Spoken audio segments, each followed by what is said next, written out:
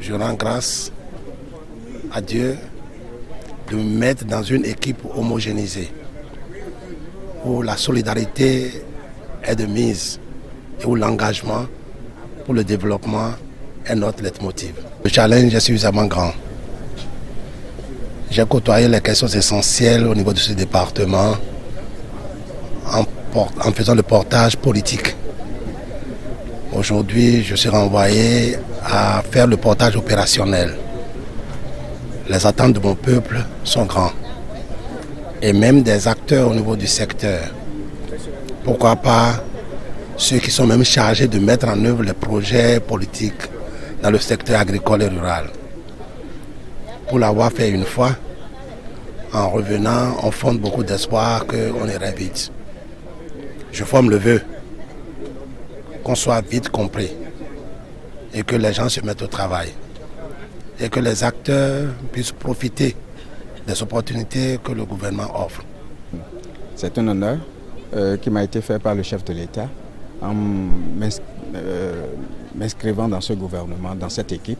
Une équipe que je présume très dynamique, aux côtés d'un homme d'État avec beaucoup d'ambition, avec un grand dynamisme et une grande détermination. Et vous comprenez qu'avec ces qualificatifs, c'est-à-dire avec le dynamisme, le dévouement et la détermination, on ne peut que réaliser de grandes choses. Et ces grandes choses-là ne seront que pour notre pays.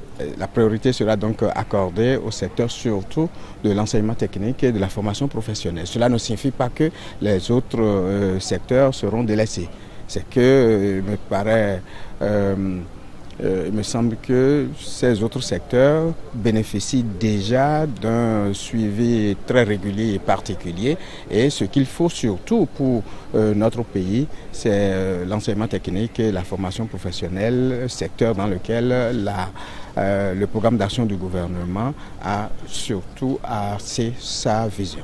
Je voudrais donc justement, conformément aux orientations stratégiques du chef de l'État, à travers le programme d'action du gouvernement, contribuer de mon mieux justement au développement du secteur des infrastructures et des transports pour le rendre très opérationnel, moderne et que les défis majeurs qui sont à relever au niveau de ce secteur-là, en relation avec mon personnel du ministère en charge des transports et des infrastructures, nous puissions ensemble, n'est-ce pas, contribuer à faire de notre mieux pour rendre ce secteur beaucoup plus moderne, viable, au profit de nos populations.